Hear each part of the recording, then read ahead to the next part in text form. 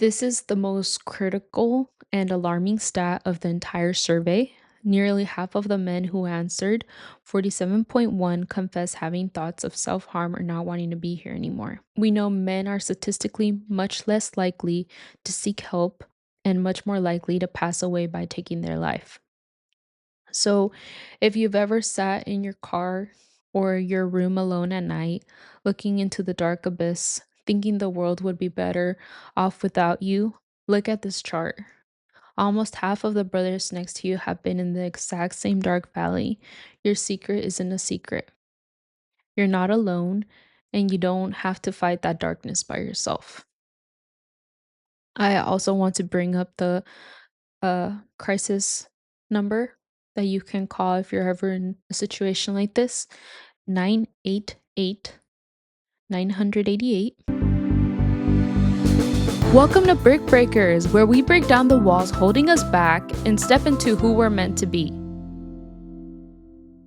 Hey everyone, welcome back to Brick Breakers. It has been over a month since I have talked to you all. I last talked to you guys in like April 22nd, and I uploaded an episode then to keep boys and girls safe from predators. I talked about my story as a survivor, my experience with some of the predators in my life, and today's episode is going to be about men's mental health. And I've been so excited to do this episode. I sent out a survey to some of the men in my life, and 35 responded back. And I can't wait to tell you about the findings and how we can show up better for the men in my life and our lives. I'm just thinking about me personally, how I can show up for them.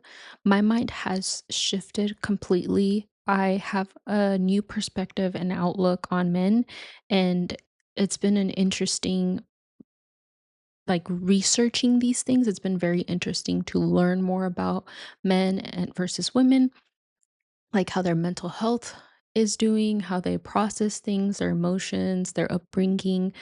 And I can't wait to share that with you all in order to support you or your family and friends, and how you can show up as a sister or a mom or a brother or an uncle, how we can show up in the lives of the men, around us.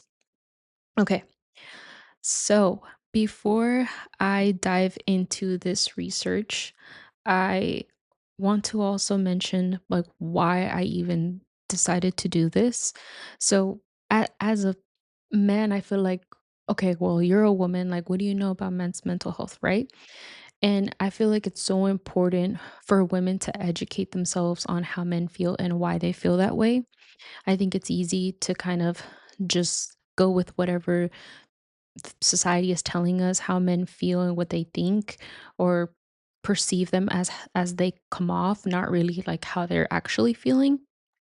And I've had some conversations with people in my life, men in my life, that have mentioned not wanting to be here or wanting to harm themselves. So I felt very inclined to do research and send out these anonymous surveys to these men in my life. And this is going to be interesting because these are men that I've either worked with or met at a networking event or went to school with or did a kind of a program with, or their cousins, stepbrothers, half brothers and brothers, um, just men in my life. And I feel like it's a good representation. It's going to be a good representation of men that are possibly in your life. Because if the results show that out of 35% of men, you'll see when I talk about the questions, a lot of them, like 50%, go one way, 50% go the other way. So I think it's a good starting point to show how men feel and what they experience. Okay, so before I jump into that, I want to thank all the men that took the time to do this survey. It is very much appreciated and it means a lot. I am very thankful for your honesty, vulnerability, and the time that you took to really sit down and fill out the survey. it's going to make a difference. It's already made a difference in my life, and I'm already starting to shift how I act and how I think and how I show up for the men in my life. So thank you all very much. It's been over a month since I wanted to do this, and I've honestly been busy and procrastinating putting this off because it mattered so much to me and I didn't want to get it wrong. I sent out the survey at the end of April and I was so excited to share the findings like literally the next day after I was already getting responses. I didn't read any of the responses until a couple weeks after, I had received all the responses because it slowed down. At one point, I wasn't getting any more responses and I didn't want to read anything yet. I wanted to make sure that I was present and able to sit down and really take the time to read every response and also do research and navigate how I felt about men, what I thought about men's mental health, and then what the findings showed. So I wanted to get this podcast perfect, and I still do. I want it to be perfect, and I don't think I'll ever be 100% ready, but I am here now and I'm ready to share the findings. And let's see, what else do I want to say before we dive in and get started? I quickly wanted to mention what I've been up to. I always start the episode by sharing a little bit about my life, where I've been. And it's been over a month since I last talked to you guys. And one of the things that I really wanted to share was in April, it was Easter, and I don't think I told you guys that I had celebrated Easter in the woods because my husband's family has a cabin in the woods, and the eggs you can hide them in so many good places because there's like bushes and trees and shrubs and there's just so many good places like logs. You can really hide them well. Excuse me. And I just burped, sorry. Um, and my son was about 15 months in April, so he was more active and alert, and it was such a special, meaningful moment for me to get to experience Easter through his eyes. He was looking for them, giggling, smiling, laughing, super excited to grab the egg and, crack it open and eat the candy. He loves candy now, so it's just was so memorable and fun for me to get to experience that. Okay, so the other thing that I wanted to mention is I have been working a lot more. I started doing series of landscape and pool installations with one of my clients. So I was going out with him like every day in the morning before my son woke up. I'd go out and film with him. And then in the afternoon, I would edit when my son was napping. And then I'd go back out in the evening to get, the results of what happened in the day. So we'd go in the morning to show what was going to happen, what the workers were doing, and then we'd go at the end of the day and showed the results of that day, and then we'd go out again the next day and then the day after and then the day after for about 4 weeks to show the process from beginning to end. And I was editing these videos from um like every day I would edit a video. So there's so much to manage. There was time lapse cameras, GoPro footage, slow motion footage, regular camera footage, iPhone footage, audios from the recorders, and drone aerial shots. So there was a lot of footage to manage and a lot of editing that would happen in one day, and it completely consumed every day for the past month and a half because we started that project and then we dived into a new project. So that is something that I have been doing. And that's not the only thing that I do for this client that I have. I also do other social media content creation managing. So whether it's doing videos or pictures for ads or updating the Google business page or their website or admin, things like that. And it's a lot of work. So that has really consumed all of my time. And then the last thing is I've just been present in with my family and my friends. I've been, a wife and a mom, and that pretty much takes the rest of my time. I've also been staying connected with God, so I've been going to Bible studies or groups at church and continuing to develop my relationship with God. So those are all the things that I have been doing, but let's dive in. And I want to start with how my mindset has shifted as a woman perceiving a man's mental health, a man's life and experiences. So let's jump into that before I go over all the mental health questions that I asked, which was about 15 questions. So we will be diving into that after. I have always seen men as protective, strong, stoic, unstoppable, kind of like Superman, and that they're always going to, in a way, like have it together and show like this bravery and courage and strength. But at the same time, I've also seen the other side of men where they can be intimidating, prideful, scary, or even uh, predatory. So I've had like these two perspectives of men where like they're either a superhero or they're a villain. And I feel like if I was out on the street and I had a man with me, I would feel more comfortable because I feel like they would protect me. So I've seen them as this safe space that I can lean on and count on and that they would protect me. But I've also seen them as this person that at the same time I can't trust and I don't really know what's going on with them. And I've also felt that men have less emotions than women.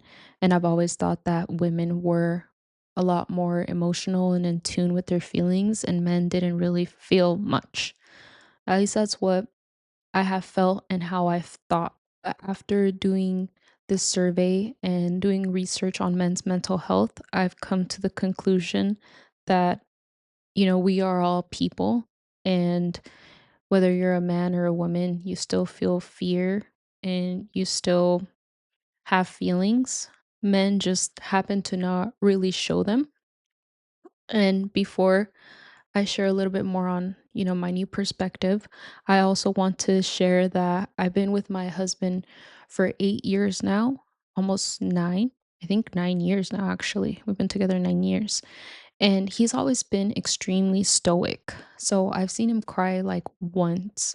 And he is a kind of man, and I'm sharing this because he's one of the men in my life that obviously I live with and I've been doing life with for the longest. So, and then my dad was another male figure that I lived with and that I experienced what it's like to have a man in your life and what they are like. So, my husband has always been someone that has pretty much been in my life for a long time. And because of his personality, I just assumed most men were like him. He's the kind of person that he will just pull out the first thing in his drawer and go to work, and he'll have messy bedhead. He can work in a dark room, a cold room, loud room, messy room. Like it doesn't matter because he works from home. He has an office here, but he doesn't care about how things look or how he looks. He cares more about the outcome and the goals in his life. And I've always thought that that's how most men were. They don't really pay attention to detail like women do. But I've come to realize that that's just my husband. He happens to be a man, but that's just his personality and his character. And I know that not all men are like that, but I just assumed that most men don't care about detail because as a woman, we focus on getting ready, like our makeup, our outfit, making the home look pretty, buying decor for the house and making it look cute, and we watch rom-com movies and usually cry through the movies, and men just don't really are they're not really attached. They don't care about decorating and watching rom-com movies and show any emotion during any movie really. But the thing is that that was just how I perceived men because of my experience with my husband, but that didn't mean that all men were like that. And I say again, I know that not all men are like that, but I just assumed that most men were. So I wanted to share that just to kind of give a detail as to why I thought that way. So now I also want to share that women have a lot of hormones and they also go to their through their menstruation cycle. So I know that there are times where a woman's emotions can fluctuate because there's a lot of things going on chemically in their body and men don't go through that. But we are still very, very similar. Like we're still people, we're still humans. There are times where women do have more hormones and their emotions fluctuate, but for the most part, we are people. The only thing is that we have different societal expectations. So women are more likely to be vulnerable and emotion and men are more likely to hide it, but that doesn't mean that they don't have those emotions. It just means that they're better at hiding it and acting very stoic because they're a man and they have a lot of pressure to show that manly side of them. So I have notes here on my computer next to me. I keep looking this way for those of you who are watching the YouTube version. We all have feelings, fears, struggles, and thoughts.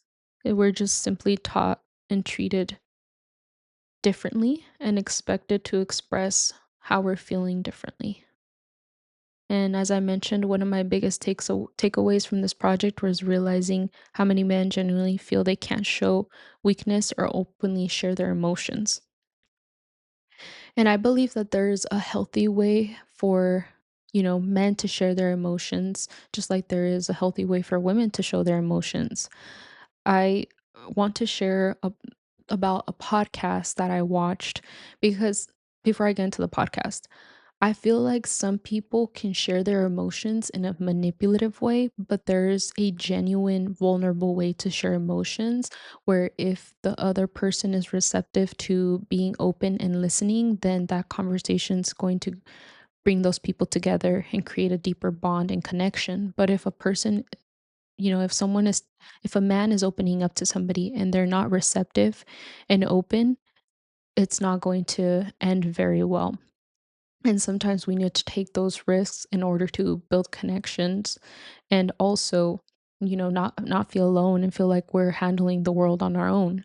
And I've come to realize also that men feel alone and they have a lot of things to carry on their shoulders if it isn't like feeling like you really have to take care of your family and your wife, if you have a wife or a partner and that weight that you're carrying on your shoulders, like you have to figure it out on your own and you can't complain or show any emotions and you just have to continue to push through. And that's what a lot of men mentioned in this survey. So that's why I bring it up. But there is also that person that has to be open and receptive to, someone talking about their emotions. And a lot of people don't know how to handle emotions or what to say. And sometimes people really just need to listen. So in this episode, I will talk about how men have felt and what we can do to support the men in our lives. Further in this episode, I'll get more into that.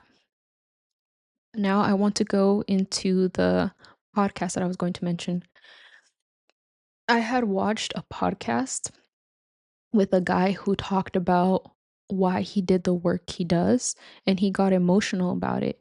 And I didn't think less of him. I actually respected him more because I was able to connect with him, feel like I understood who he was more as a person and where he was coming from.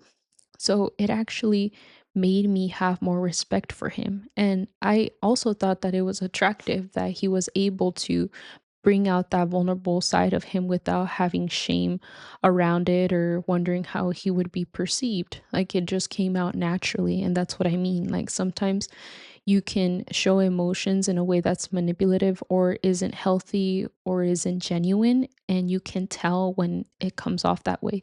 But when you're genuine about your emotions and there's a space, a safe space that is open and receptive, then that could really connect, create a bond and a connection, between the people that are sharing that experience. Okay, so in this project, I have learned that conversations around men's mental health needs more attention, understanding, and compassion. And I had a lot of personal realizations as a woman by listening and, reading these surveys and looking up, like researching men's mental health. So I know that other people will definitely take a lot away. And I've also learned that men are not as different from women, as different from women as I once thought. Both men and women can be strong, protective, resilient, and stoic. And they can also both be prideful, fearful, intimidating, or vulnerable. And we all experience pain, fear, hope, and emotions. We've just been often taught to express them differently. So, thank you all for taking the time to share in these surveys. I truly appreciate it. And it has helped me learn a lot, and I can't wait to share those findings with you all in order to create unity and open space to talk about men's mental health and to make a difference. Like, how can we show up moving forward? Again, for thank you all of you who answered the survey, and for those of you who didn't, I still thank you too. And now let's get into it because there's some surprising patterns, common struggles, and important insights about men's mental health that I have learned. So let's get into it now. Okay, I'm going to give a quick disclaimer before we jump in. This is an anonymous men's mental health survey. It includes a small sample of 35 men from my personal network. Because this is a limited sample, the experiences shared reflect a variety of life circumstances, environments, and individual factors rather than a complete or universal picture. A large portion of responses also came from Hispanic men, as my personal network is primarily within that community.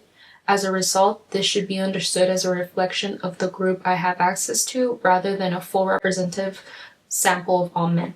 All questions were optional, so not every participant responded to every question. Additionally, responses are self-reported, meaning we cannot confirm whether every answer was shared with full openness. For example, some men who reported not experiencing mental health struggles may still be dealing with challenges they chose not to disclose. Because of this, the findings should be viewed as general observations rather than definitive conclusions about men's mental health.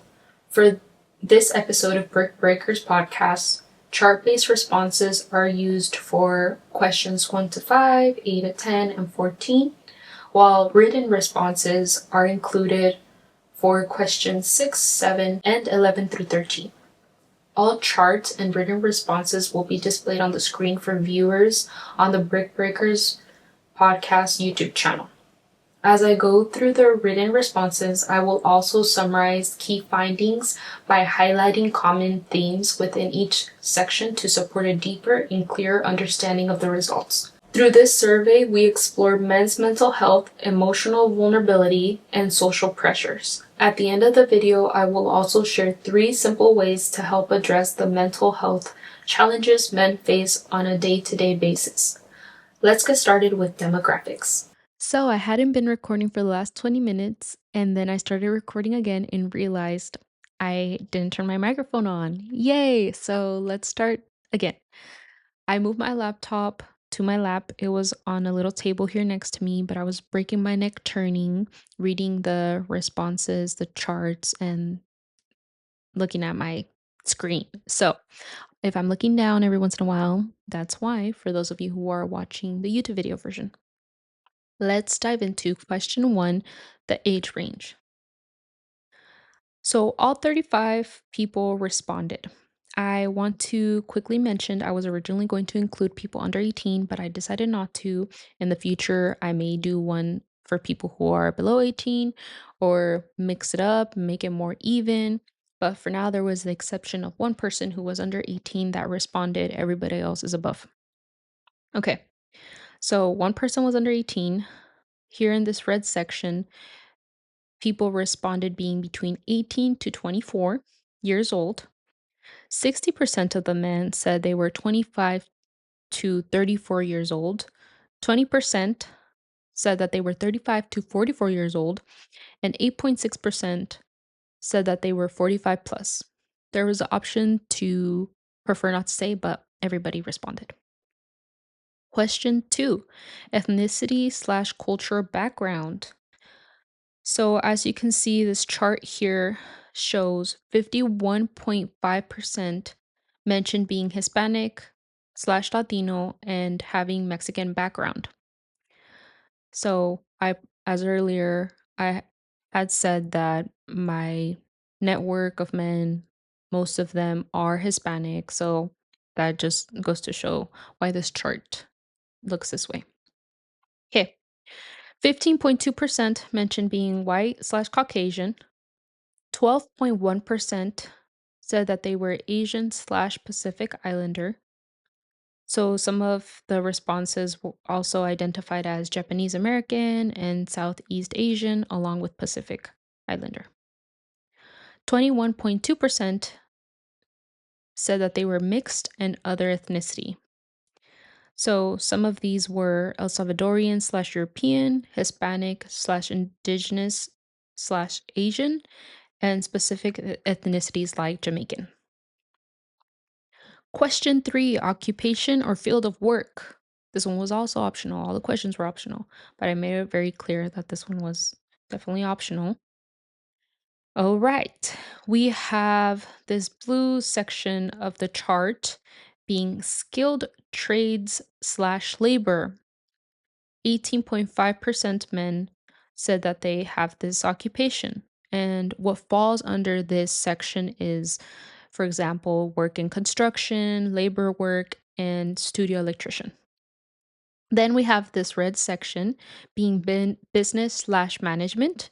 29.6% of men responded having this role.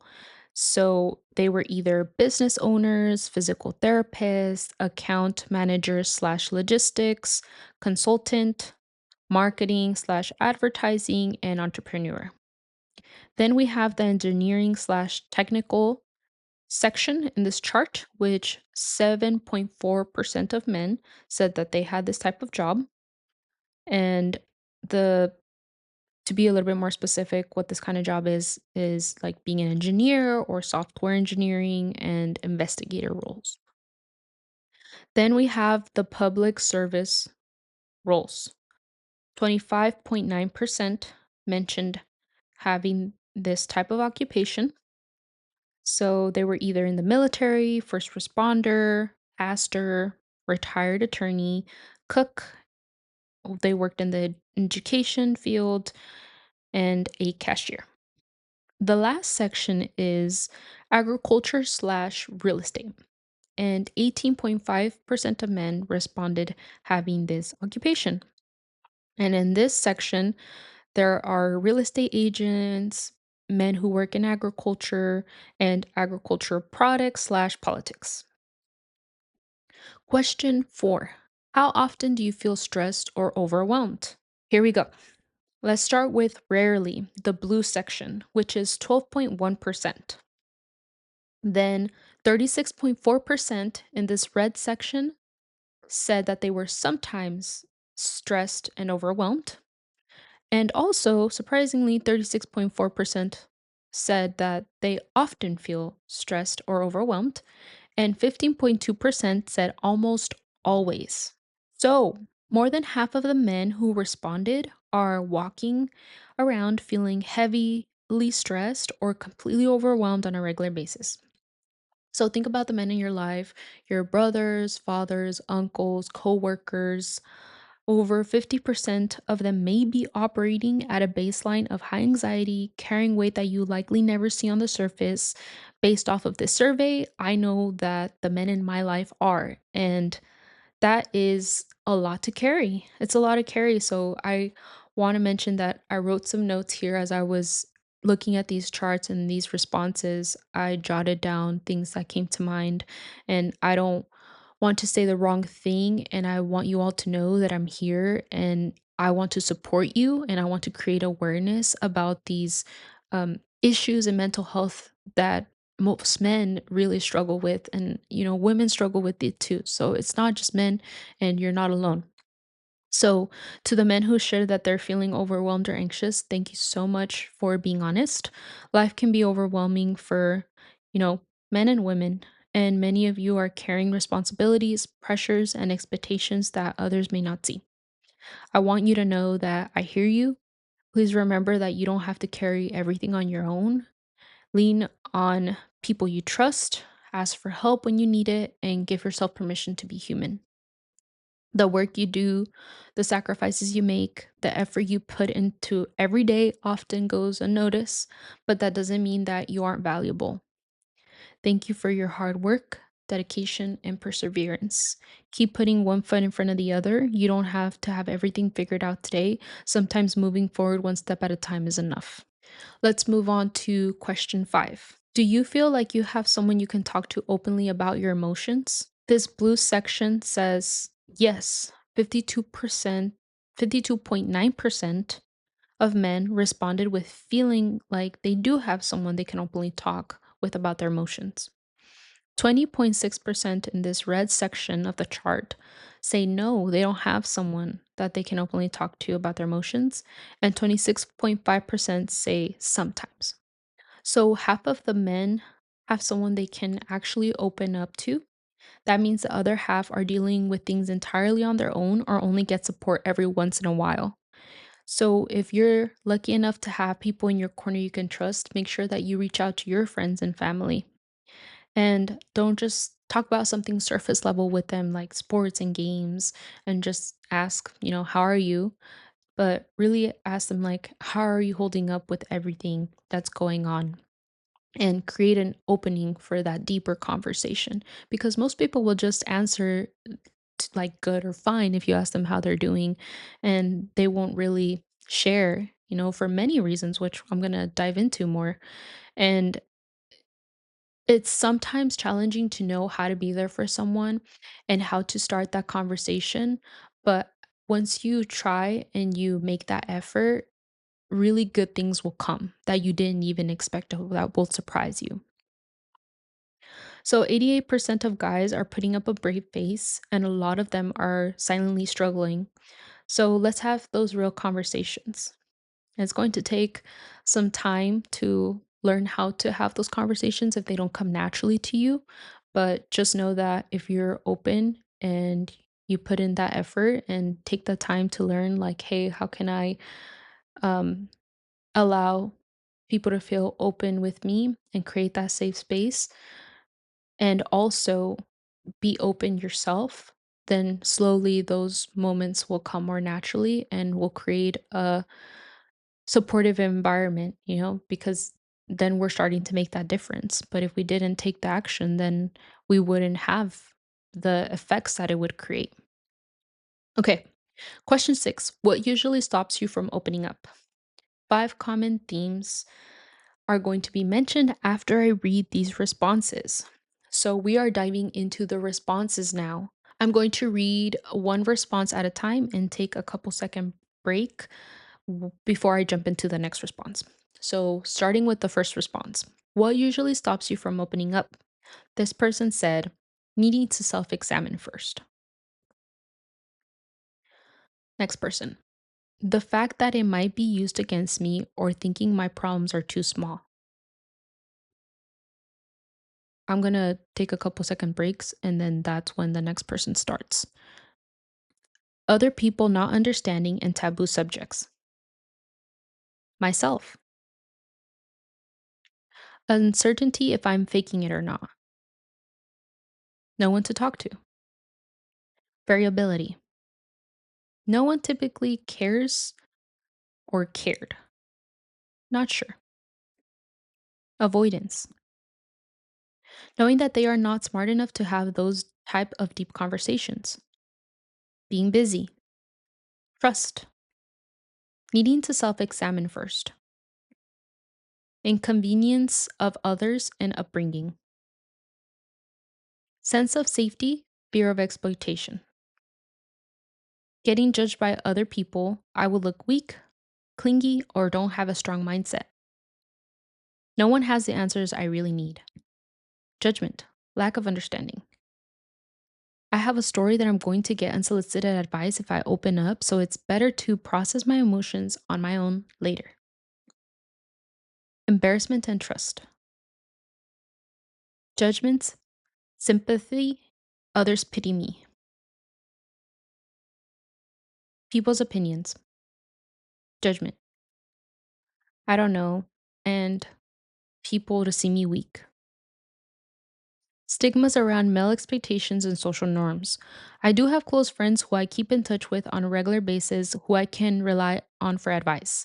I would say I have about 5 close friends, but most aren't in my immediate social circle, meaning we don't have the same friends or coworkers.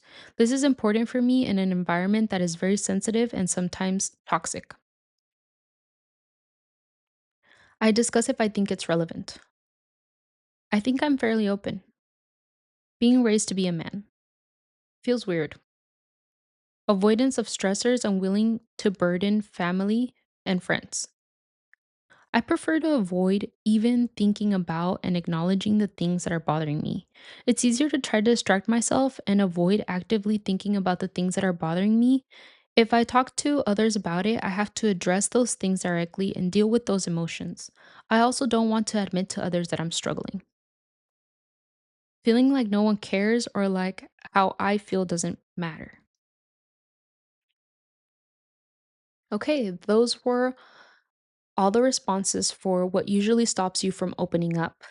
And 5 common themes that I saw here was one, fear of negative perception slash judgment.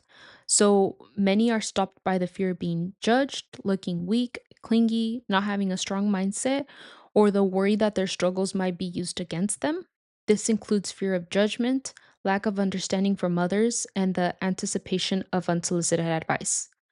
The second theme that I saw with how why people or these men usually stop from opening up is lack of trust and social safety.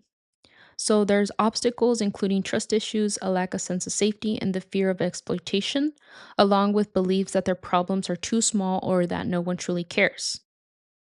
The third theme is personal avoidance and upbringing. Personal avoidance and upbringing were common barriers to emotional expression among participants. Many men reported preferring to handle problems on their own, avoiding stressful thoughts or conversations, or feeling uncomfortable discussing their emotions with others. Some participants also described growing up in an environment where emotions were rarely discussed, which may have contributed to habits of self reliance and emotional privacy. As a result, many men chose to process their struggles independently rather than seek support from friends, family, or professionals. The fourth theme here, lack of support or effective conversations. Some feel they have no one to talk to or that people they talk to are, quote, not smart enough to have deep conversations, end quote, or that no one has the answers they truly need. Five, the last theme I will mention here, societal and internalized stigma. Societal and internalized stigma also emerge as a significant barrier. Several participants reference expectations surrounding masculinity, including beliefs that men should be strong, independent, emotionally controlled. Others express concerns about appearing weak, being judged by others, or admitting that they were struggling. Some men also minimize their own challenges, believing their problems weren't serious enough to warrant support. These societal expectations and internalized beliefs may discourage men from openly discussing their emotions or seeking help when needed. Something I will quickly want to mention before moving to question 7 is we had seen here that some men didn't want unsolicited advice. And one thing that I've learned is to ask people, like, do you want my advice or do you want me to listen? And that's been a huge tip and thing that I've heard over the years that really helps people be there for their loved ones how their loved ones need them to be. And sometimes we want to give advice out of love and care for them, but at times they just need someone to listen to them and a space to vent so that they can feel like they got that off their shoulders and they got this relief and this weight off by venting, and that's all they really needed was a listening ear. So a tip I would mention is asking the person who wants to share something that they're going through with you whether they want advice or they just want to be listened to. Okay, let's move on to question 7. This question was interesting because there was two ways that it was read. One way was growing up, what were you taught about expressing emotions?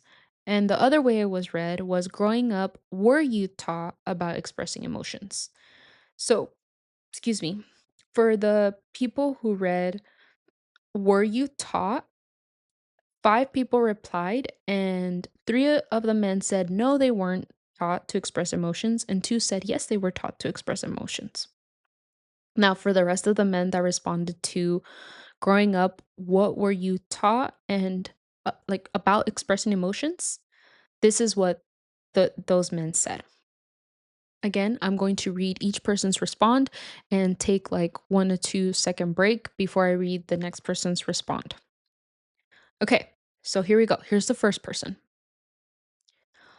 Culturally taught, not taught, but to hold them in and not express. Emotions were never really handled well in my family. Only time they came out was when someone was drinking. To be open and ask questions. No one really talked about it. We kind of had to figure it out on our own. I was taught not to, it was annoying. Even nowadays, people still see it as, quote, weak, end quote, to cry or to just man up if stressed too often. Don't be a B word. To toughen up and that expressing emotions are for women. Be a man. Nothing at all. Just felt like I made you look weak, like it made you look weak, lesser of a man. To sort of hold it in, don't show them in public. Showing emotions is a sign of weakness.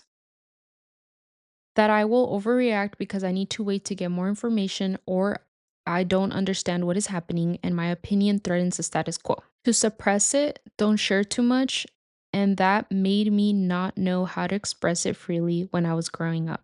Yes, talking to my mom was always safe space to share my emotions. But as I grew older, it was just a safe place, but not the answers I needed as a man. I was taught it was okay to express your emotions, but the hurdle was that my mom was our only outlet and she was trying to deal with a mentally and more verbally abusive partner. That expressing emotions makes the people around me uncomfortable and sometimes angry. Was never told to bottle up emotions, but was also never told or taught how to express them. Quote, los hombres no lloran, end quote. Quote, just brush it off, end quote. And for those of you who don't know, los hombres no lloran means men don't cry in Spanish. That it was good, yet it could be better to be quiet. Men don't cry, we suck it up and keep going, because feeling sad don't stop the rent. Okay, so my camera was at 3% and my SD card was completely full, so it stopped recording. And I had, let's see, like four more responses to go to this question. I am going to not be mentioning the themes in detail anymore because we're already about 45 minutes into this podcast. And I love breaking down like what the themes are and really seeing and thinking about what why men act the way they do, why they say what they do, what's preventing them from saying how they feel and asking for support and really diving deeper into why it is that men go through what they go through and how we can be there for them. But I think as long as I just mentioned the themes, it would still bring awareness and we'll be able to look into it ourselves. Whether you are a man who is looking to grow, or if you're a woman who is seeking to be there for your partner, your brothers, your father. And I just feel like this is a great start. I can always do another podcast where I go deeper into the themes, but for now, I'm just going to bullet point the five themes that I see in every question that I ask. Right now, we're on question seven. There's 15 questions, but there's still some chart ones and some written responses. So, not all of them are written responses moving forward. So, we have a variety here. Okay, now, with that cleared up, let me finish question seven, and then I will continue to do this either later tonight or tomorrow because my son is awake from his nap and my husband has to go back to work. And right now, he is taking a lunch break. So, I will be coming back. So, let's finish up question seven for now. Okay. Growing up, what were you taught about expressing emotions? This person said, I grew up knowing that emotions weren't always rewarded by those around me. My early childhood was not always understanding of my emotions or feelings. My parents were split by the time I was 5, and I spent my childhood going between my parents' homes. I had to be a strong person and learn how to navigate challenges without being consumed by emotions. At the same time, I was the oldest sibling in my family, so I knew that I was accountable and being observed by them, as long as it was not inappropriate to the situation. I was allowed to suck it up. I don't believe I was taught explicitly to suppress my emotions, but family stressors, parents' work schedules, and cultural norms quickly made me into a people pleaser. In general, I learned men are supposed to be strong and not overly emotional, that it was bad to lash out or lose control, to cry, and was better to be calm and in control of my emotions. Unfortunately, it was negatively reinforced in the same sense that my parents had very big tempers. So I learned that if I kept quiet and did my best not to do anything to make their tempers worse, it would be a little easier at least. So I just keep quiet and did my best not to express any emotions when they lost their temper. I was taught to stay in control of my emotions and to not let them control me. I learned to process things while alone and eternally. Okay, so that was question seven, and here are five common themes that I noticed. One, suppression and weakness. Two, lack of instruction slash modeling. Three, negative reinforcement. Four, internal processing. Five, positive slash mixed experiences. I'm back to finish the episode. So let's jump right in. Question eight. Do you feel pressure to always be strong or have it together? We have 67.6% that say yes, 11.8% say no, and 20.6% say sometimes. This is the trap of modern masculinity. Nearly 68% of these men feel a constant, unyielding pressure to be the strong one, the provider, the rock, to have it all completely together. If you include the guys who feel it sometimes, we are looking at roughly 88% of men who feel like they are never allowed to crack. So there's a culture that's been built where men feel forced to wear a mask of invisibility, even when everything is falling apart behind closed doors. As a woman, I do want to mention that I don't know what I would do, in a situation where I feel like I would need protection from my partner, my husband, and as a woman, I feel so like tiny and like frail compared to a man. We've wrestled and I feel like he's obviously way stronger than I am and he's 6 foot. So I would want him to protect me, but at the same time, I want to be able to be there for him and I want him to know that he's not alone and that he has to figure everything out on his own and that he always has to be okay. I know I can count on him, and I want him to know that he can count on me as well. So I would love the relationship to be a back and forth.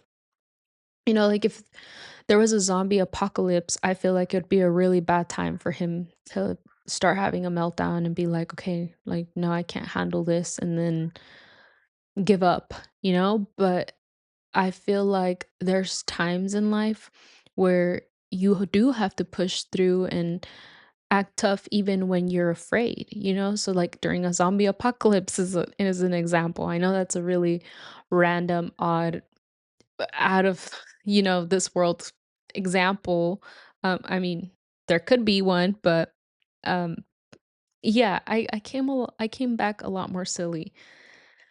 It's the end of the day, and I'm tired, and I know this is a serious topic, but I also want it to be lighthearted because at the same time, it's not we need to look at things in a good light rather than always looking at them in a dim light, because then that's going to bring us down. So I just feel like we shouldn't take life too seriously. But I say that all to say that as a woman, I do see men being stronger, and I count on them being stronger because I'm tiny and small. But I also want to be able to be there for men how I can, in whatever roles and ways that takes. So I don't want them to feel like they have to figure it out on their own. Like, let's figure it out as a team. Okay. Question 9.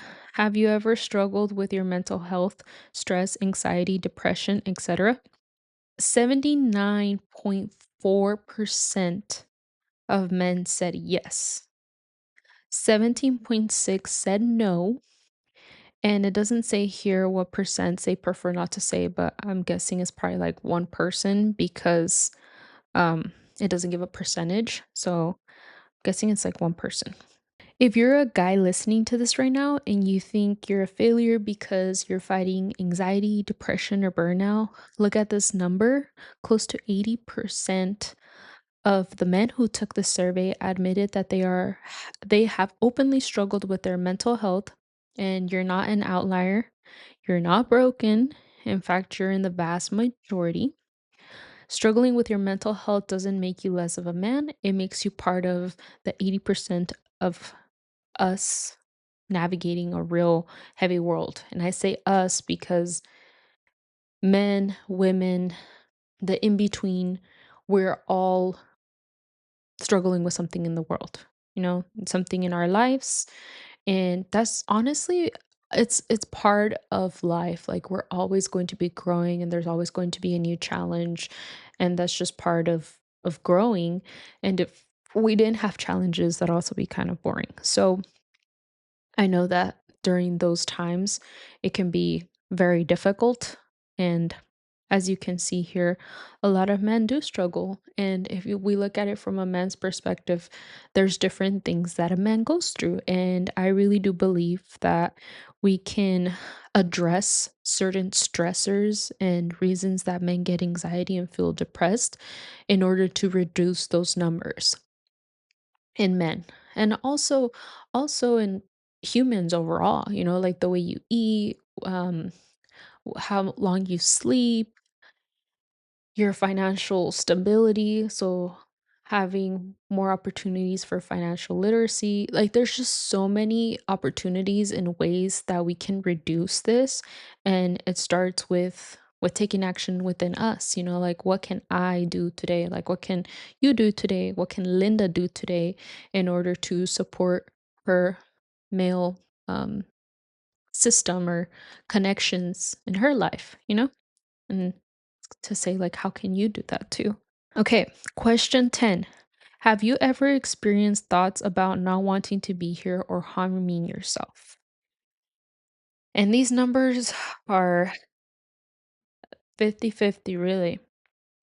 47.1% said yes, and 52.9% said no. And we had 34 respond.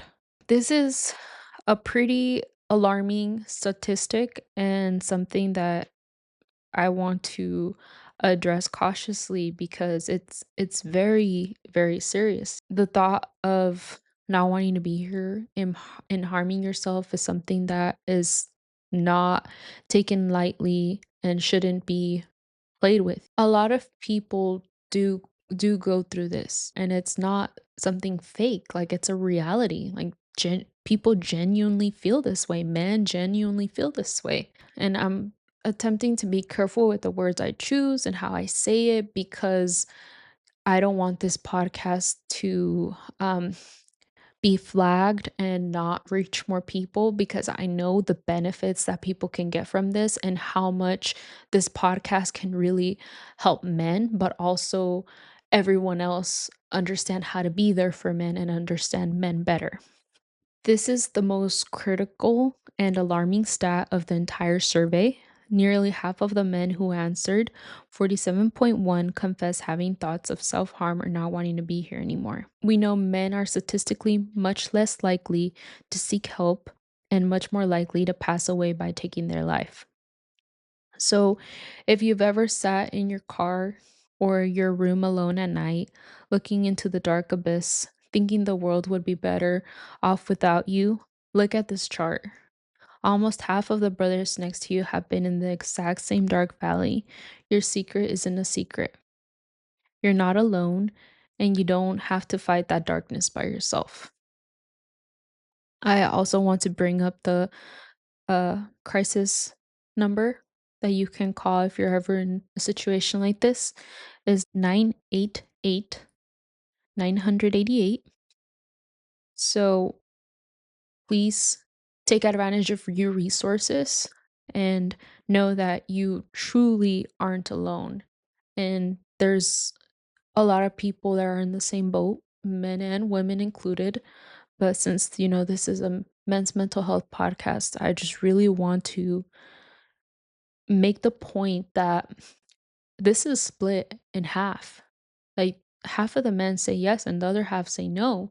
And I don't really know if maybe the ones that said no have experienced some thoughts, you know?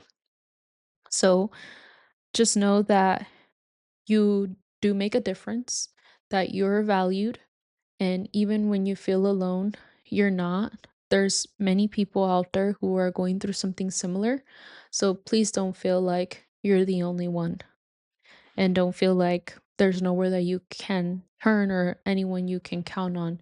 There's always something that you can do and a difference that you can make and a change that you've been able to have on people just by being who you are. So please continue to show up and give the best of yourself because you matter and you make a difference in this world and you are capable of doing what you set out your mind to. So please don't give up. And I send you guys a really, really big hug because I know that it could be challenging and it could be tough and it can really be difficult to see the light and the purpose and hope. But just know that there is, and things get better little by little. Just continue to count on your group of people. And if there's people that don't want to be there for you or that aren't mentally capable there yet because they haven't figured out how to deal with their own emotions or because they don't really know how to be there for people, there are people who care and want to be there for you. So I just want to make that clear. Question 11 is kind of a part two of question 10. It was for the people who had answered yes to number 10. 11 says or asks if you feel comfortable sharing what was going on during that time. So I'm going to pull up the responses here.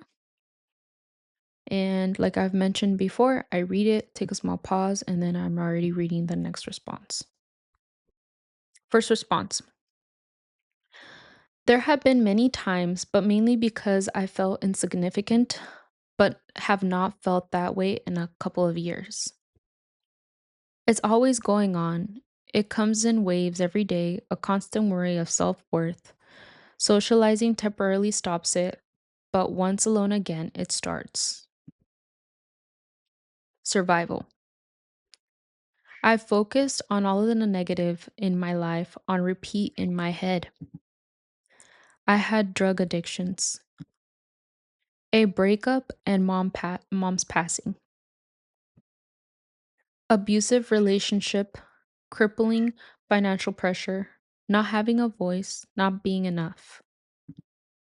When I was alone, broke with no friends, family, or girlfriend in a new city, while I have to support myself and also my family, all the pressure and expectation really made me stress and without any support. And then comparing my life with other people who have a better life than me, it made me even more depressed. I found strength within. The answers I was seeking were always there. I just never asked. Lost a job, was kicked out of the house I shared with the mother of my children.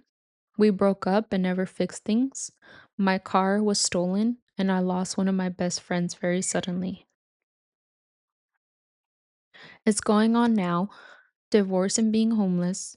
The worst part is I can't fix it, as I do not have legal status in the USA, so I cannot find a better job or even go to school to get a degree for a better job. I will work till the day I die, hopefully.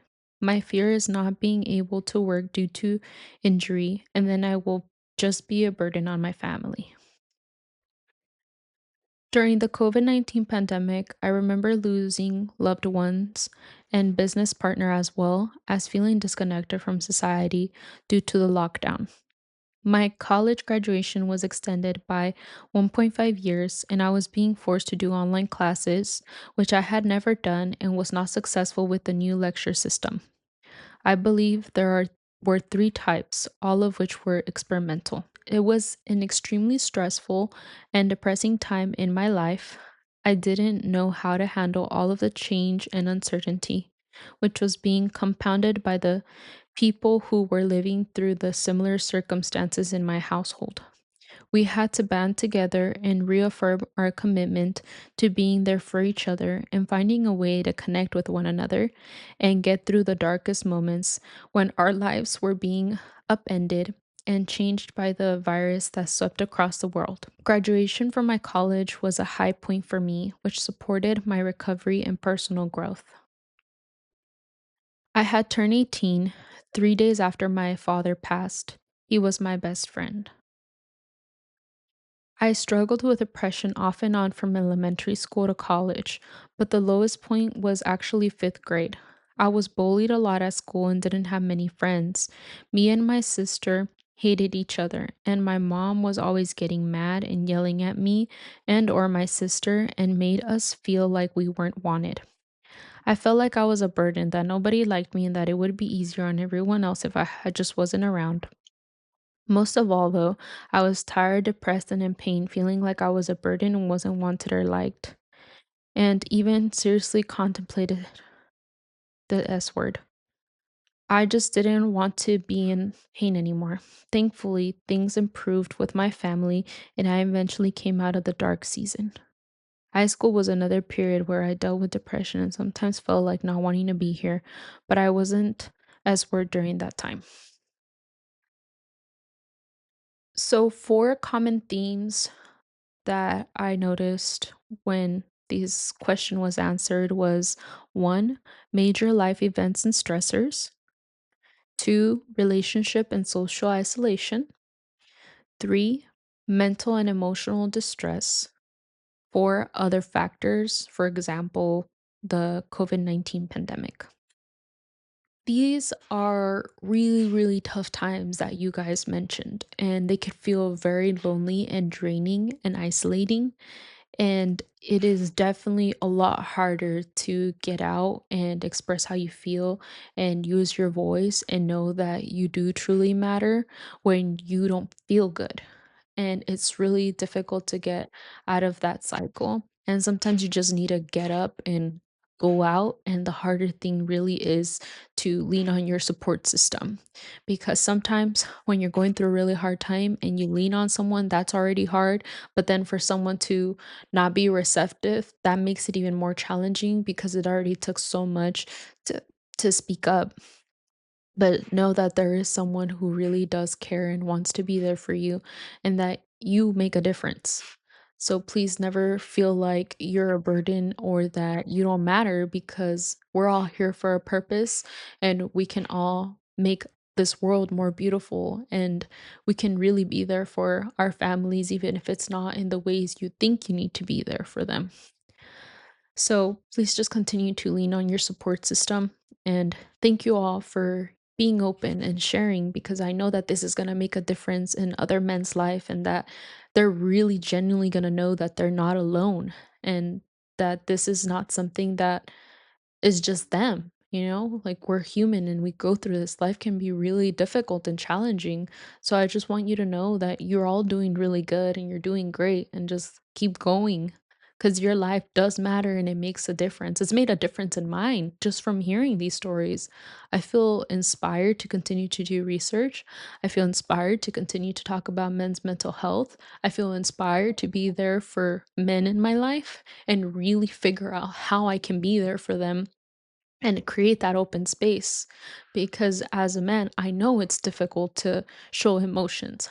Based off of everything I've been listening to here and reading, like, it really is challenging. It's something that men have been conditioned to be. And it's like, be stoic, don't show anything, take on the burden, take on the weight, carry it all on your shoulders, be the provider, be the rock.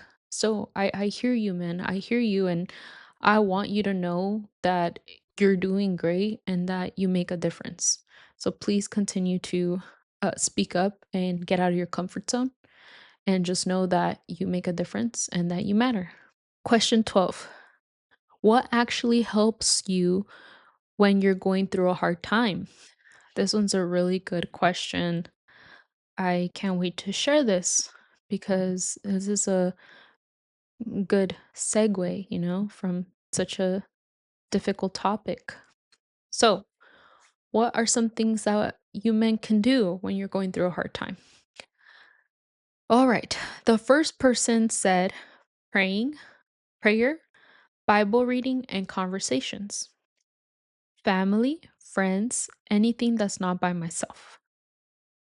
Talking to a friend or loved one. Faith, gratitude, and making others happy. Listening to music and being grateful for the good moments. Anything that is really distracting and happy, like TV or talking, even if it's random, as long as it's positive. Be a man. Connecting with others. I think of our Jesus being crucified, and that pain reminds me to be strong. Talking with family or friends. Appreciation. Life could be worse. Sativa edibles. Gym, and just putting my phone down and enjoying the moment. A good book. Anime. Praying. My friends and brothers, and meditation. Connection with people, being heard, having a sounding board to judge what is real. My friends, family, and faith in God keep me going. Knowing I need to support my siblings also gives me a reason to stay and helps me push away thoughts of self harm. But the pressure is always there, and I can't just talk about it freely, because me as a man always be expected to be, quote, strong and perfect, end quote. Having a relationship with my creator, knowing he's always there. Talking to someone who understands their emotions on the same level as myself. Writing, putting my thoughts on paper has been very effective at getting me through the tough times. Talking and spending time with my significant other. Gym, working out. That one day I will pass and this will all be over. I just have to endure for my children.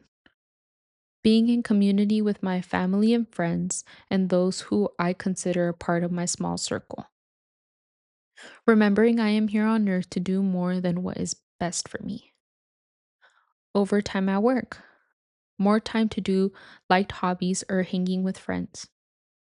Sleep, physical activity, social time slash laughing, time in nature, especially when paired with physical activity. Getting out of the house and doing something with friends, talking to someone I can trust and can be vulnerable with, listening to music, praying. Moving on, putting it behind me, accepting what I can and can't control, and focusing on what I can. So, five themes that I saw for things that helped men that were going through a tough time was one, social connection and support, two, faith and spirituality, three, distraction and hobbies, four, internal and emotional processing, five, personal resilience and outlook. Definitely take some of those away because I know moving your body is one of the biggest things that can really snap you out of it. And talking to someone to get you out of that cycle that you're going through in your head that you're just repeating over and over. I love those. Question 13. What do you wish women understood better about men's mental health? I love this question because as a woman, I'm like, man, what do you want us to know? What are we not understanding? So let's jump right in. Here's the first response. Men are just as sensitive and fragile as women, but it's all buried under pride, culture, or expectations.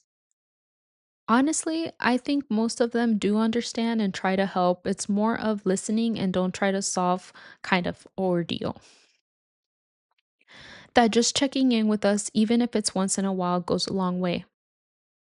I wish that others have an open mind to discuss taboo subjects, not specifically women, but society.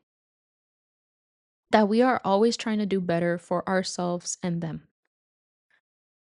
We all have emotions, and feeling validated is one of the best feelings in the world.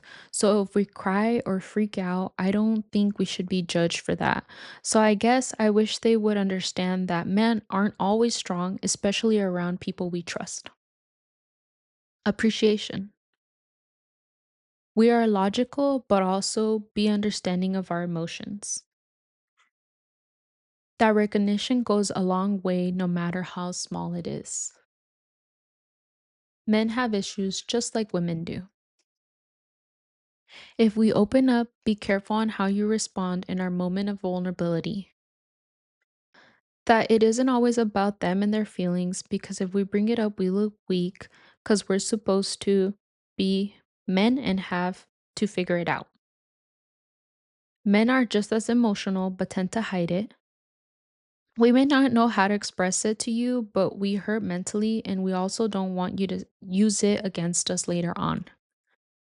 If there isn't a place to fall apart in, the absence of this space creates three or more options: resignation to distraction, disassociation, depressive sleep, addiction, uh, S word ideation, loss of self. I wish more women understood that men also receive a lot of pressure from society. Many men feel like they cannot openly share their feelings, sadness, or depression without being judged or seen as a sign of weakness. Men are afraid that being vulnerable would make them seem less attractive or even lead to the rejection, not just from women, but even other men. Sometimes men also fear that what they share emotionally may later be used against them. That is why many men stay quiet even when they need support. It's a battlefield. I think just being more accepting of their partner's mental health struggles as well. It seems as though, in my experience, when it's a friend and there is no attraction, it's a safe space to share my feelings, but when it's my partner, it is used against me in the past. I wish moms understood that their sons must learn how to be men from other men. Women should ease their way into trying to figure out what a guy is thinking or feeling instead of constantly picking at them for answers. That it's a real problem. Mental health has no gender. Men and women can experience hardships equally, but only one has supportive acceptance from society. If we cry and share with you, it's because we truly trust you. Please don't look down on us for feeling our feelings. In recent years, we have seen an increasing number of adult men and males, adolescents, who are experiencing loneliness and mental health issues. I think there are competing ideas about male roles in society that we are trying to balance with modern expectations, preferences, and online culture. Men can easily isolate themselves from social situations and question their identity and self worth. Men also deal with the anxieties that originate from online. In 2016, we live in a society that is shaped by independent media outlets, where facts don't always matter if the claim is buzzy enough and is virally injected into our culture. And what's difficult about this is that these belief systems are reinforced by a person's algorithm or platform like YouTube, TikTok, Instagram, Facebook, and Snapchat. I see that these norms are changing, but we as a people are not going to adopt fast enough as we might want. I have no complaints. We're not always, quote, fine, end quote. It's everyone's first time going through life, not just you. We're often working against our childhood norms slash trauma. That there's a lot of pressure to be strong, have everything under control, and to not be weak or cry. Statistically, men are also much more likely to commit S word than women. I think that statistically says a lot about the fact that men feel a lot of pressure to be strong and end up bottling things up. Men also don't always feel like they have that many people they can talk to and find emotional support or comfort through. I can't speak broadly about women in general's understanding or about men's mental health in general. Can't think of anything for me personally. So, four common themes that I saw with what men wish women understood better about men's mental health was one, vulnerability and trust, two, emotional validation, three, societal pressure and expectations, four, needed responses. I feel like for this one, I do want to go deeper because they're kind of vague. So, for the one, vulnerability and trust, men are just as sensitive and emotional as women, but societal pressures and the fear of being judged, seen as weak, or having their shared feelings used against them later can cause them to hide their struggles, resulting in isolation and silence even when they need support. That one is big. It really is big because I am guilty to say that whenever I've argued with my husband, if there was a reoccurring thing that kept happening, I would bring it up again in a different disagreement. And I can definitely see that being an issue. And don't want I want things to change in a healthy way if something is bothering me, but I don't want to use my partner's vulnerability against him and make him feel like he can't be open with me. So I know that this is a big one and I would love to excuse me, sorry. I just burped. I would love to learn more about this one. Like how I can show up in my relationship and have an open space with my partner without him feeling like I'm continuing to bring things up or argue about something that he thought was already in the past, but it was never truly fixed for me. So I would love to have a healthier way to um talk about things than making it an attack or making him feel like he has to defend himself. So I love that one. Number two, emotional validation. Many men wish for validation of their emotions, stating that men are not always strong, especially around those they trust, and should not be judged if they express feelings, cry, or freak out. I can definitely validate my husband a lot more and uplift him when he does certain things. I feel like that can make him feel like he's not enough if I don't point out, the good things that he does and only point out the bad things that I don't like or the negative things that bother me. So, yeah, I agree with this one and I can see how I can already implement that in my life as well. I definitely need to praise my husband for the good things that he does and not um bringing it back to number 1, like not making him feel like he has to defend himself when I bring up things that I don't like. Like the solution for that is how can we have a healthy conversation about what my needs are and what his needs are? in a healthy way where we both don't feel like we need to defend each other and we're being attacked or bringing things up again from the past. Number three, societal pressure and expectations. Men face intense pressures to be strong, have everything under control, and not show weakness, with some noting that this pressure and the lack of supportive acceptance for men's emotional struggles contribute to the higher rates of S word among men.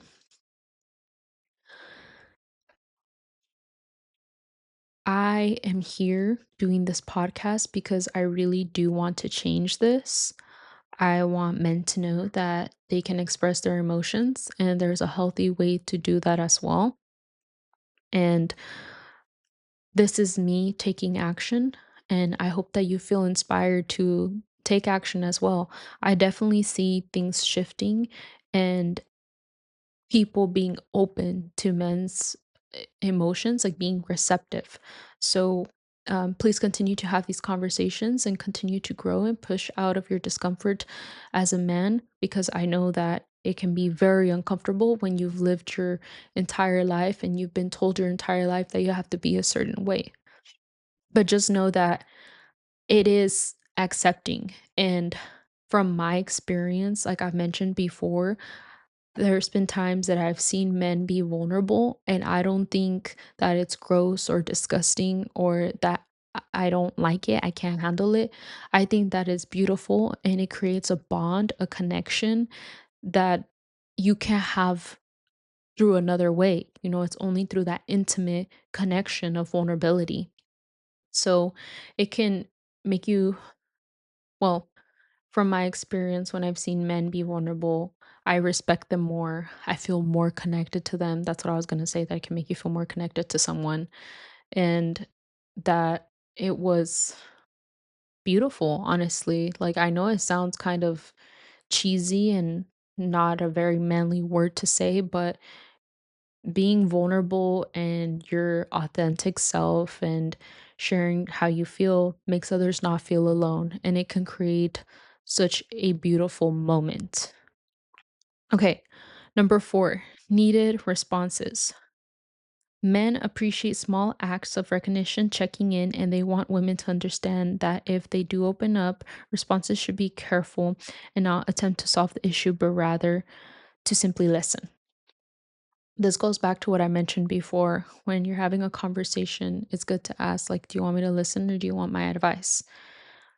Although I do sometimes feel like I want to give my advice so bad, but it's, if they don't want it, they don't want it.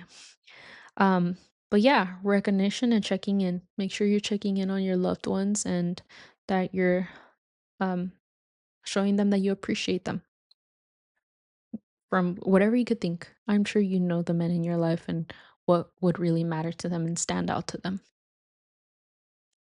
Next question. Have you ever felt judged for showing emotions? 81.8% said yes. 12.1% said no. And the people who said not sure, the percentage isn't here, but it's about 7%.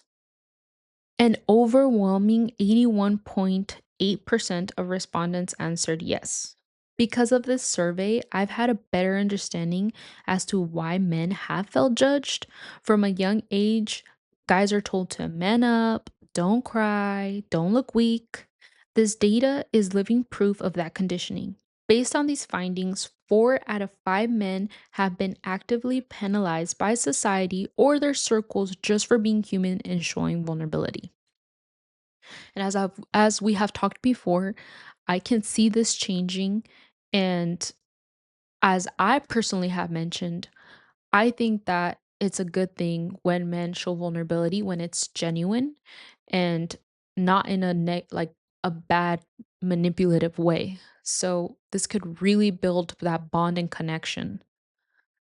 And I feel like there's a right time and place to show emotions, and sometimes they're just really best to not be shown. But I honestly can't think of a time where showing your emotions like wouldn't be okay, because emotions come when they come. It's like you can't really control them. Um unless it's like lashing out at people and being angry and hurting someone, then that's different. But if you speak from a genuine place of how you're feeling, I don't see that being a bad thing? Okay, this is the last question, guys. We're coming to an end. If you could say one honest thing about being a man today, what would it be? Here we go. The first response is there's so many false narratives that have been embraced by men. Jesus the way, the truth, and the life. We don't have the luxury of being upset or taking a day for our feelings, especially when people depend on you, at least in my opinion. It's an honor, it has its challenges just like women do, but it's totally worth it. I'm not sure if I could pinpoint one specific thing as I feel men and women are equals. One thing is for others to let go of the ego and not be prideful where they're comparing themselves to others, but this is true for women too. Society has made us hide certain things. I feel alone and unsupported most of the time. If I express any emotion that breaks the average male stereotype, I feel judged by most. Being a man is awesome. Ex girlfriend used my past as a weapon.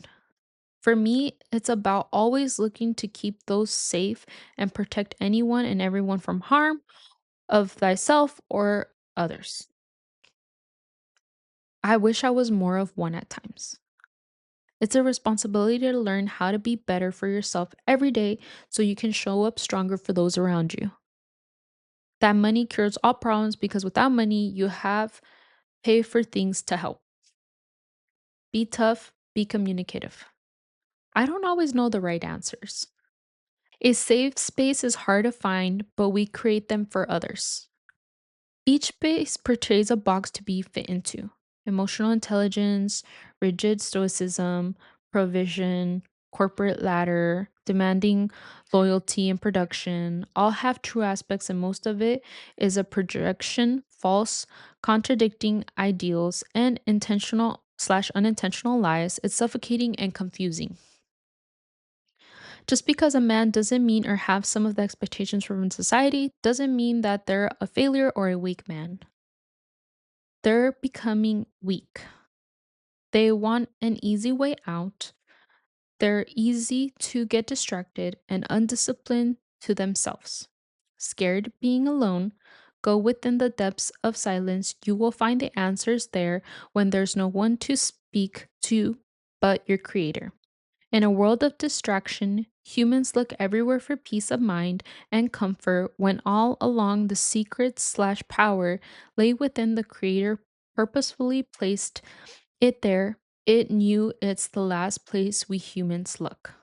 That's a tough question to be honest. I think men and women equally go through their fair share of mental health struggles, especially when it comes to dealing with the opposite sex. But I do think the stigma around mental health and men's mental health is shifting a little bit, and it seems as though people are more willing to ask questions or check in. It's too easy to never grow up. Sometimes the pressure can feel a bit much, but when you see the people that rely and look up to you happy, it's all worth it. Joshua 1:9. Have I not commanded you? Be strong and courageous. Do not be frightened and do not be dismayed, for the Lord your God is with you wherever you go. Being a man today means caring a lot without always showing it. Working hard, staying strong for others, and still finding a way to keep going even when you're tired. That is harder than it seems, and we struggle too. It's hard being a sensitive man when the world wants you to have it all together and be tough. Men need to learn to be accommodating to their men and to check in with their male friends. I do not subscribe to what online manosphere podcasters spread online about being alpha males and how to act around women. That culture is having profound effects on the youngest generations as we speak. I worry about how Gen Alpha children are going to be influenced by these people. In recent years, I have met some impulsive, erratic, rude kids in the past few years who I know are watching this type of content online. One of the youngest is 7 and 8 years old and was born just before COVID-19. As a man, we must be accountable to ourselves and the next generation of men who are following us. Enjoy your relationships. I think humans, men and women included, are better off when calm, composed, stoic. But men definitely should as a non negotiable. Do what needs to be done. I don't care much for gender rules or traditions. Being a man doesn't mean being stoic and put together all the time. Growing up, I had heard of and learned lots of habits that actually lead to toxic masculinity, and had to realize that some of the things I learned growing up aren't healthy and had to unlearn some of them. And that it's okay to cry and be vulnerable sometimes, that I don't have to be strong and have all the answers in tough situations all the time. Being a man's not all bad. You have pressure to provide for your family, you work a lot, either at your job or on home stuff. Maybe you feel like you are measured in terms of money or accomplishments. That's just life though. You'll get used to it. So these were all the questions for number 15. And five common themes I saw here were societal pressures and stigma, emotional vulnerability and support, responsibility and burden, critique of modern masculinity. And remember, this question was, if you could say one honest thing about being a man today, what would it be? Oh, the last one was equality and individuality. I'm not going to go into these because this podcast has already been really long. It has been like an hour and a half or so. And if you would really like me to go more in depth into these topics and break them down, let me know. I would love to do that. We're going to bring it to an end now. We're going to talk about three calls to action I took away from a TED Talk I watched by Dr. James Wilkerson. He's an author, advocate, professor, and two-time TEDx speaker in the areas of sexual assault prevention and gender issues.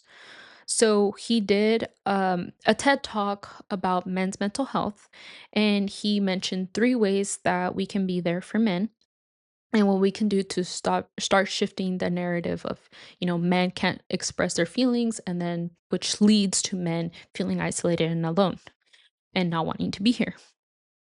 The first thing is system updates for the man box. The man box is pretty much what a male is told from a young age that they have to be. And everything that they have to be and represent is this man box. So, the man box and toxic conditioning, I'm going to break it down in 3 points. One, men are given a societal man box at a young age containing only appropriate male emotions like happiness, anger, and excitement, while excluding fear, sadness, and vulnerability, which are often labeled as weak or feminine. Second point, conditioning phrases like man up or real men don't cry prevent men from seeking therapy or building healthy relational communications tools. Last point. As a result, men internalize and repress their emotions until their trauma cup spills over, impacting themselves, their loved ones, and innocent bystanders. So, emotions like fear and vulnerability must be added to.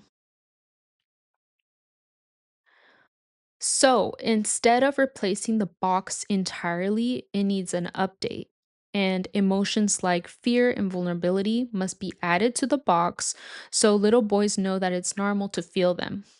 Societal phrases must also shift. Man up becomes, are you okay? And real men don't cry becomes, real men acknowledge their emotions and ask for help. Okay, the second way that we can be there for men is be living exhibitions of health. Since behavior is learned, older generation of men must model emotional health. Fathers should let their sons see them cry, and men should actively share their fears and issues with teammates, fraternity brothers, and peers to show that true brotherhood is a problem solving tool. Number 3, check on the fellas. Wilkerson emphasizes the importance of checking in on male friends through random text, phone calls, or hanging out to offer distractions from their life's madness.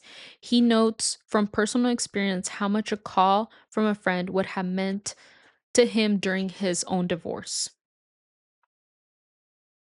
So, those were the three things. Let's change the perspective of how men should be and that it's okay for them to show emotions. Let's also lead by example. So show the younger generation that it's okay to be a man and have emotions in a healthy way, of course. I would recommend that. Obviously, sometimes this doesn't come out healthy, but working on having it come out healthy and communicating is what we're striving for. Even if you're not a man, as women too. And the last one, check on each other, check on your friends, on your family, on your loved ones, on the men in your life. So yeah, just building that community. But that's it, guys. That was the last and final note I wanted to say. I can't believe how long this episode was. I really hope that you guys got something from this. Please share it with your loved ones. Comment below some takeaways. I would really love it. I've poured a lot into this and I am happy that I finally did this because it's been on my mind for a long time. And thank you again to everyone who participated in this survey. It made a huge difference, not only in my life, but I know in many of your lives. So let's just continue to do our best. And I know I definitely got a lot of takeaways from this, and my mindset has completely shifted. Thank you all so much for joining me on this journey. I love talking about mental health and making a difference. It really is something that matters to me and that brings me value, like brings me hope in my life and fulfills me. So I love that I have the opportunity and that I'm blessed to be here and share with you all these people's stories and to also share my thoughts on it. I will see you all next time. I really hope you enjoyed this podcast, and we'll see what we'll be talking about the next one. Something deep for sure again. I sent you guys a big hug, and I love you all very much. And I want you all to be healthy, well, and blessed and successful, is what I really wish for everyone. Okay, well, see you all in the next one. Bye.